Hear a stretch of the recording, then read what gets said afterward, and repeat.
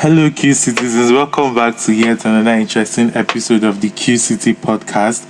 We're going to drop back on ABUAD student politics. Is it just real change, leadership, or recycled power? We're going to be diluting every topic today.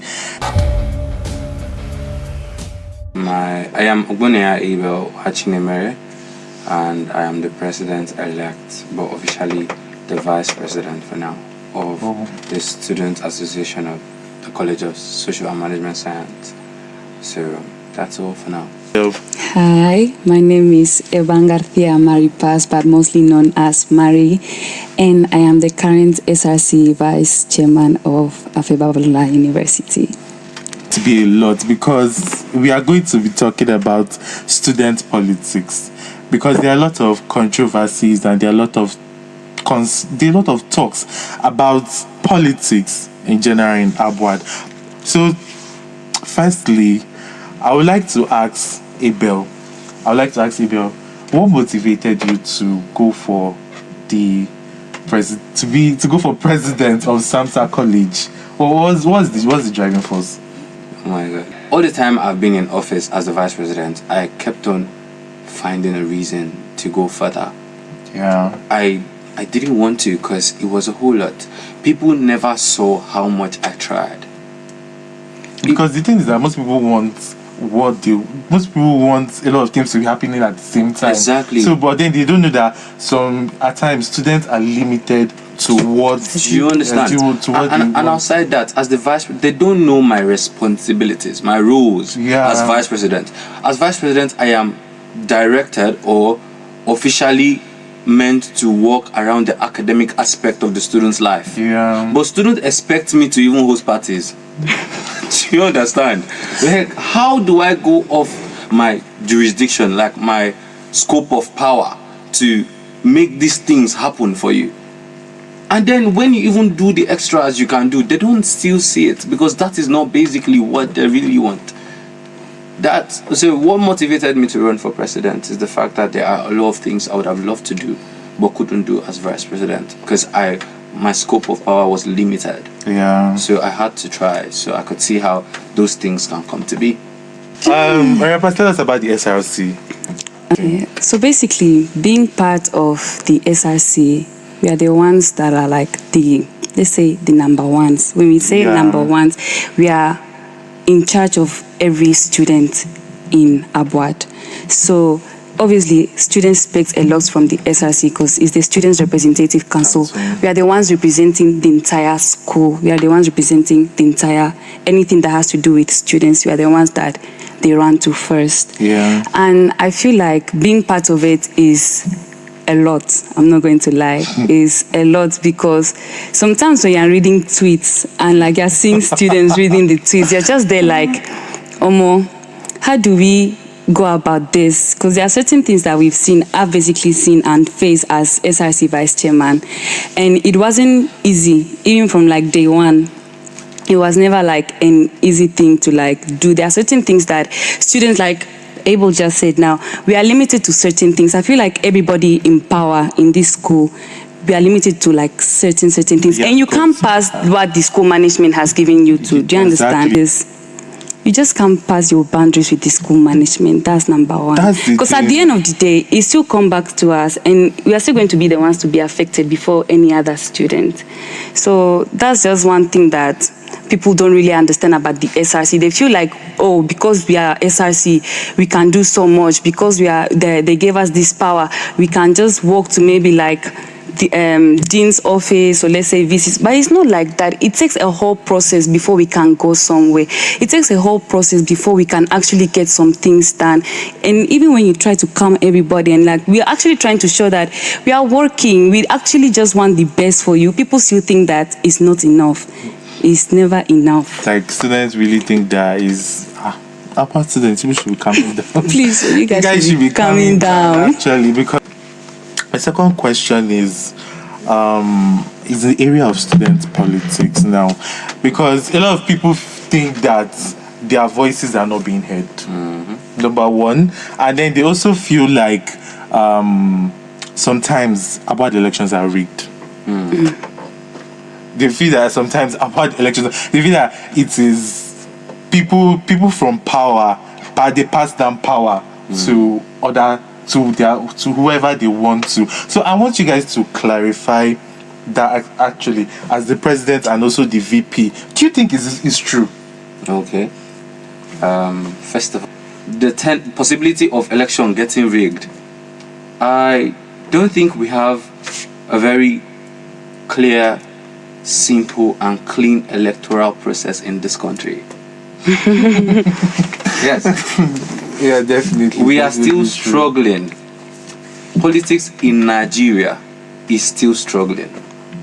Let's generalize it Not now. only in Nigeria, I feel like in the whole of Africa in yeah? general, Do you understand? politics is still in struggling. Africa is still in struggling Africa. because there is no very, very, very much, will I say, A fair kind of. or effective kind of way to officiate an electoral process right now in this environment.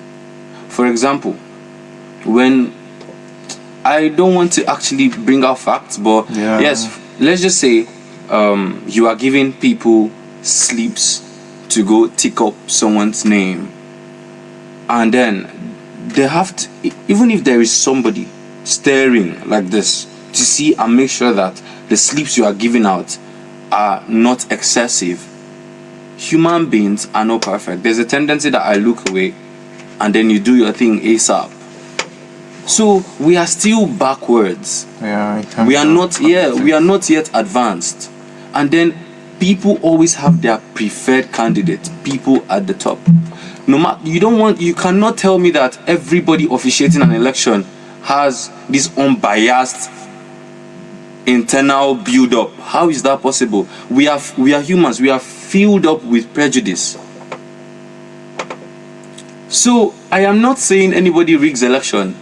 I am just saying that human beings always have preferences.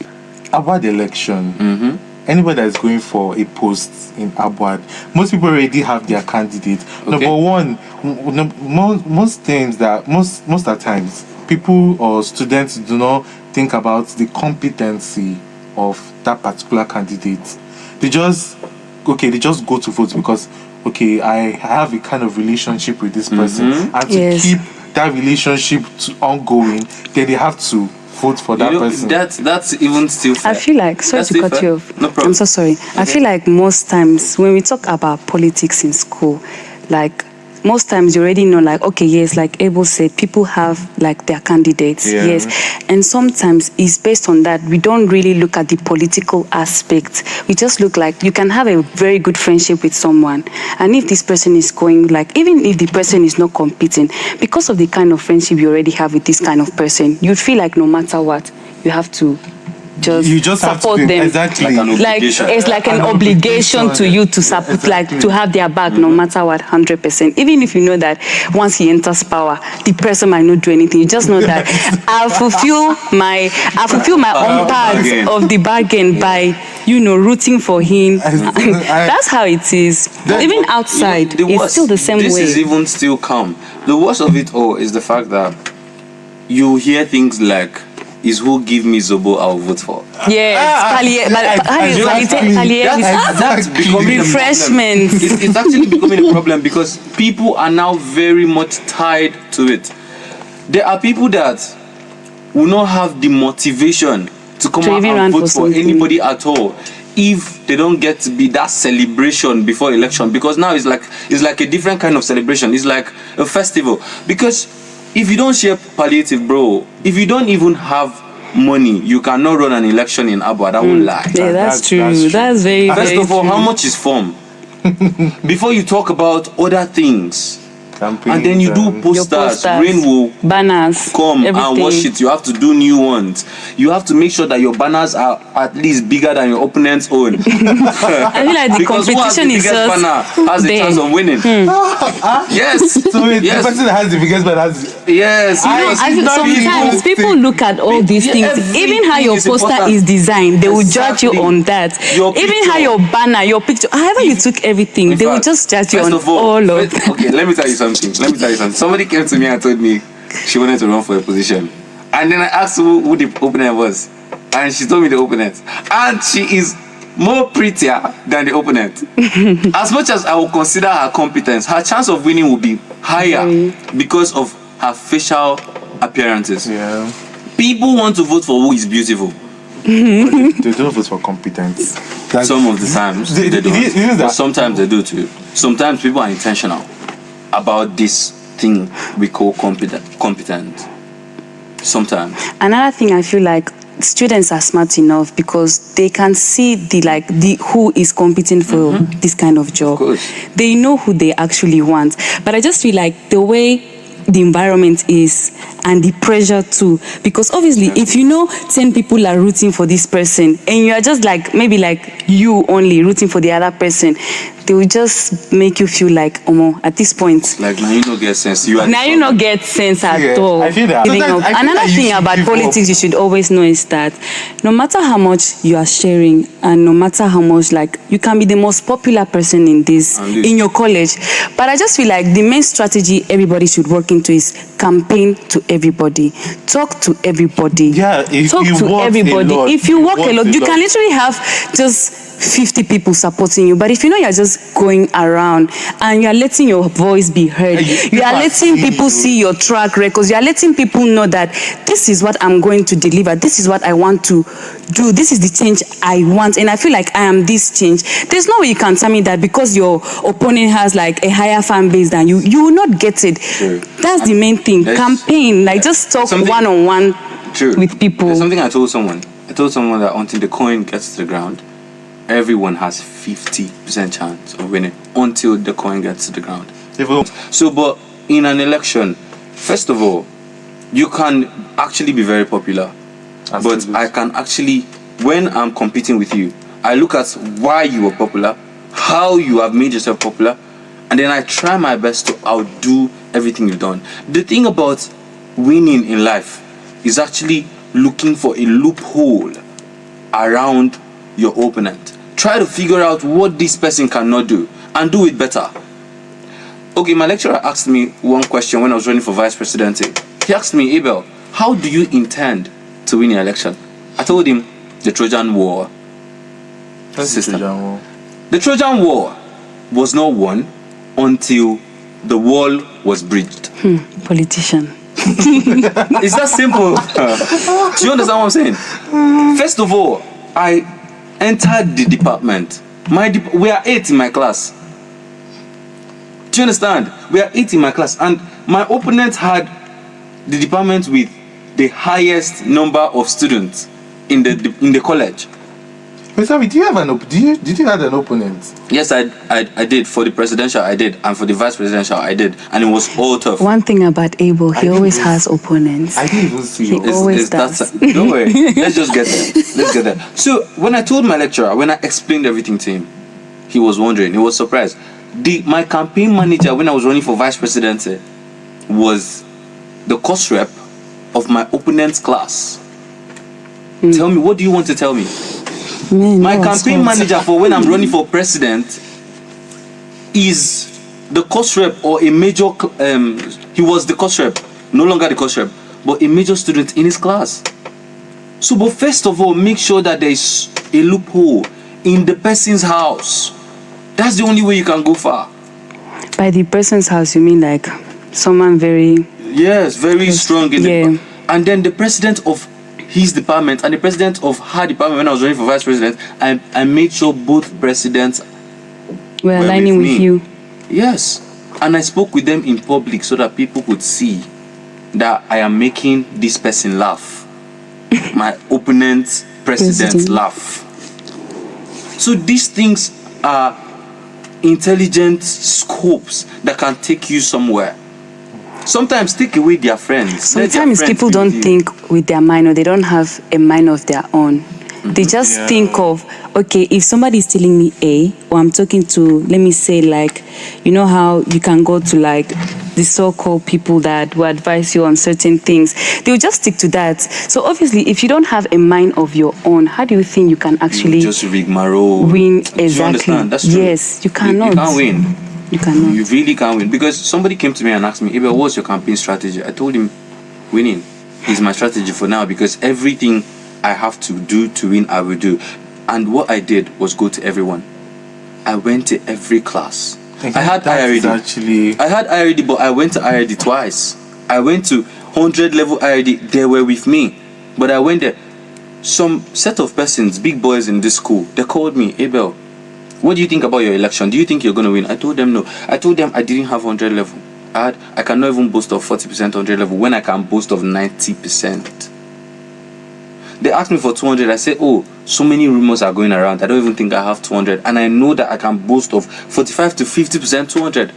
And then they asked me for my level mate. I say, that one I don't even have at all. Do you understand? Yeah, that's actually very good. I gave them that information. The next day, I saw Anonymous come out. They said, Abel does not have grassroots support. I laughed. I gave you the information you posted on Anonymous. I saw a video on TikTok where someone said that most people don't feel that. That video was impromptu. They just came to me and they asked me, Abel, we want to ask you a video, but we want you to respond on calm. And I did. They asked me, oh, we think you don't have, you are not social enough to be. People think I am a nerd. People think, bro, I was the vice president. I was supposed to focus on academics. And I did my job. What do you want from me?